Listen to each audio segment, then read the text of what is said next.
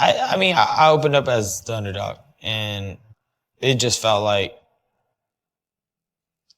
they just don't see my skills, and it's been that way for a long time since coming up. You know, they see the knockout to see what I do, but they don't know how I'm doing it, so they never really rate me too well, you know. But that's fine. I have my style, and I'm confident against anybody, and just going to keep on shocking people. Every day requires the same focus. No letting up. No letting up. The noise cannot disturb me. That's the key in all this. To remain focused on reality, to not see myself bigger than what I'm called to do.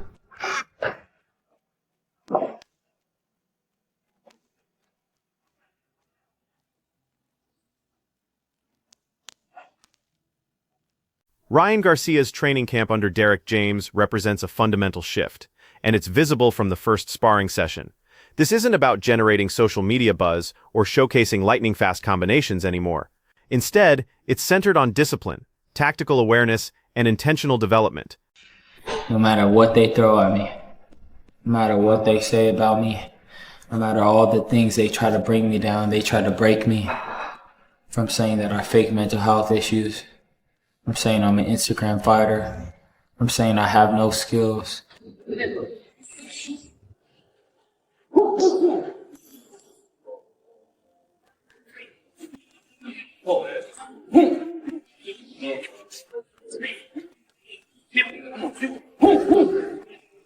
I'm saying I'm not a complete fighter.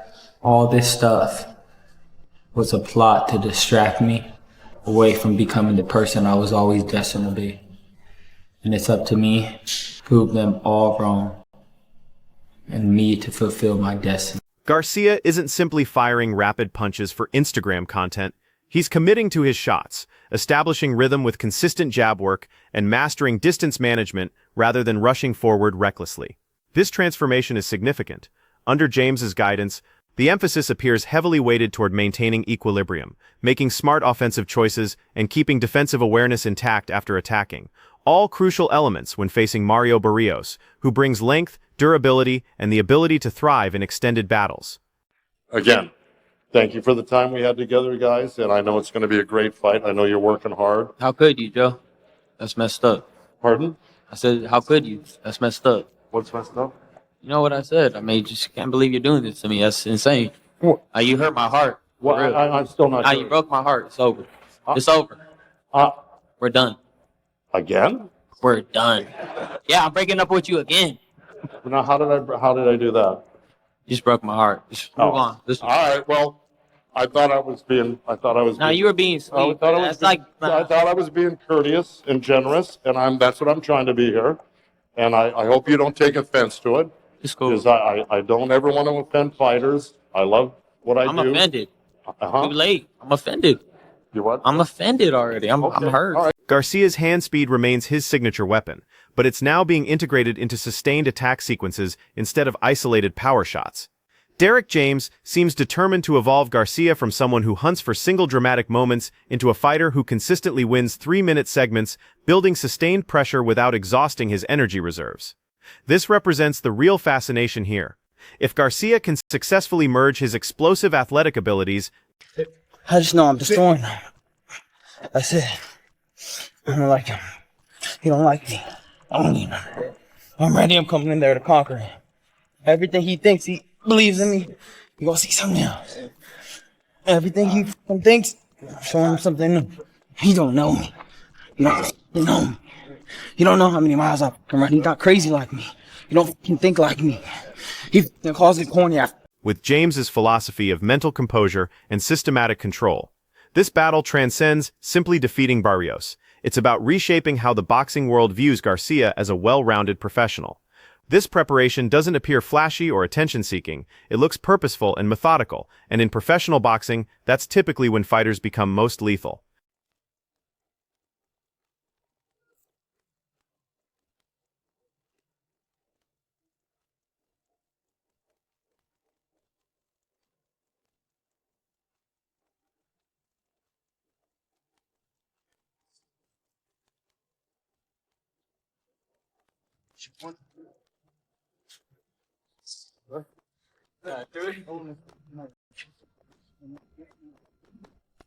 Following all the Garcia-related commotion, viral training footage, coaching controversies, and speculation about his renewed seriousness, Mario Barrios enters the conversation with the demeanor of someone who understands time is running out for everyone else.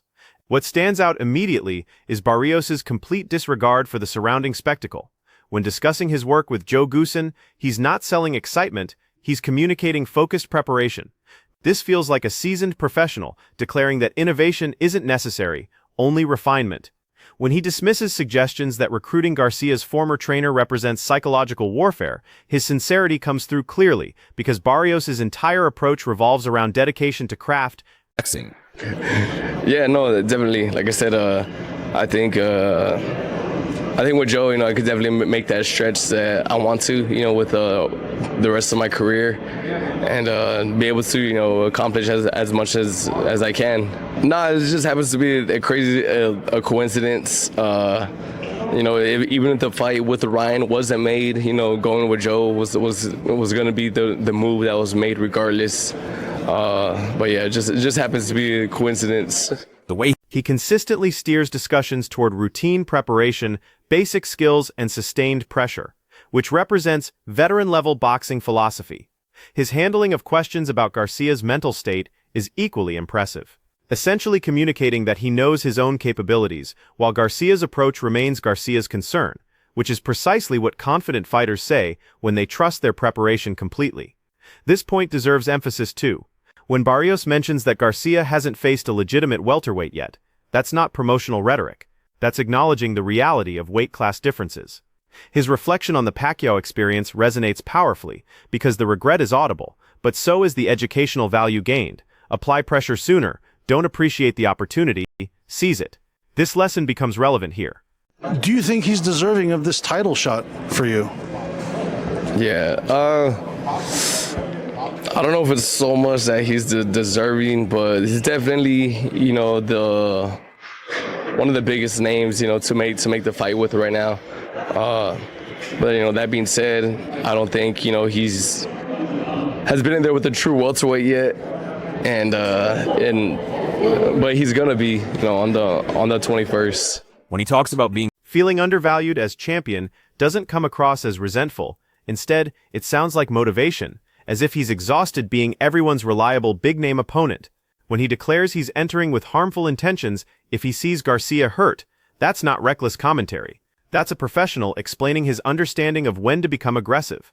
Meanwhile, the Devin Haney future discussion lingers like a tempting opportunity, but Barrios keeps dismissing it, reminding everyone that February 21st takes priority. This isn't boxing's loudest personality. This is the fighter preparing his weapons while others debate credentials. Brought it. Yeah, so I'm just telling everybody, just tune in, and yeah. Tell us now, what's the prediction? Is it a stoppage, unanimous decision? Gonna make him quit? Well, what is it? I know I see me with my hand raised at the end of the fight. By any means, I'm going in there with bad intentions. I am going in there to hurt Ryan, and if at any point I do see I have him hurt, I'm gonna try to get him out of there. And coming straight. Following Barrios' composed, circus-free confidence, Tim Bradley enters like the former champion, refusing to allow this fight to be mischaracterized. Honestly, this creates the type of compelling debate boxing requires. Bradley isn't underestimating Garcia whatsoever, but he's definitely challenging the promotional narrative, and when Timothy Bradley discusses experience, attention must be paid. He directly reminds everyone that fame creates opportunities, not victories, and that's where Garcia supporters become uncomfortable.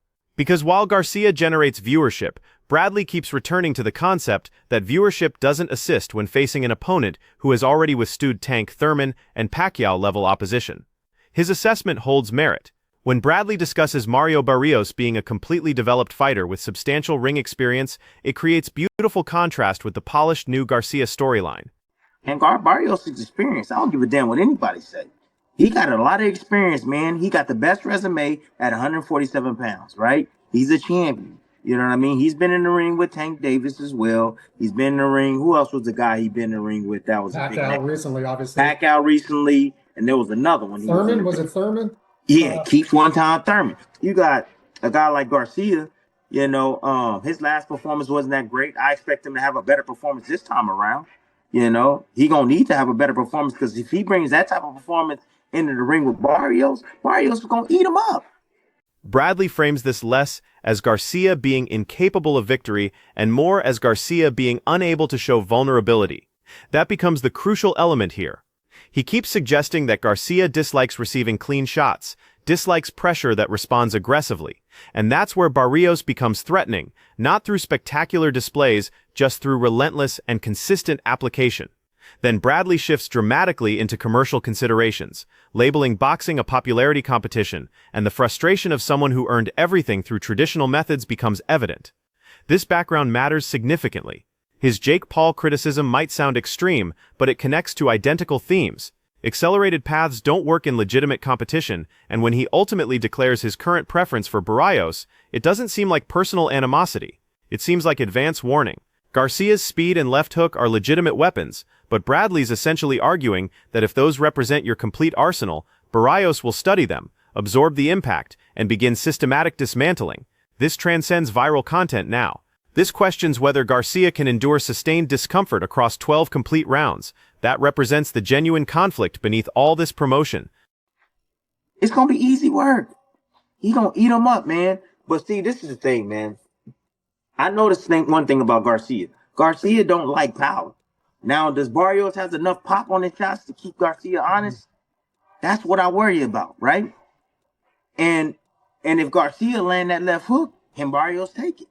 Because that seemed to be an issue for Barrios, upstairs and downstairs, the left hook.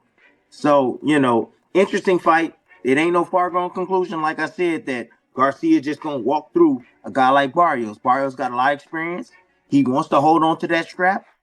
Immediately after Tim Bradley completed his analysis of comfort versus reality, Max Kellerman and Robert Garcia enter and transform the discussion into something far more disturbing, because now the focus shifts from ability to authority. Max presents this fight as a breakthrough opportunity for Garcia, the type where the industry already envisions him as a future welterweight champion and is designing Devin Haney promotional materials prematurely. That's precisely where Robert Garcia quietly introduces complications.